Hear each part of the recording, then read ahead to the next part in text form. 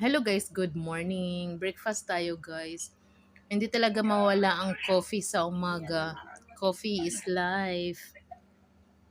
Tapos ito guys, ito ang niluto ko sa breakfast. Um, Hotdog siya guys. Nilagyan ko siya ng itlog at saka sibuyas dahon. Wow, ang sarap kaya nito guys. Yan. Tapos, parisan siya ng kabaz. Ito yung kabaz na Arabic, guys. Ang laki-laki pa naman ng kabaz Arabic. O, di ba? Yan. Yung kasama ko, guys, ang katalibabad. Tapos, ganito lang, guys, ang breakfast namin sa umaga. You see? Thanks for watching, guys.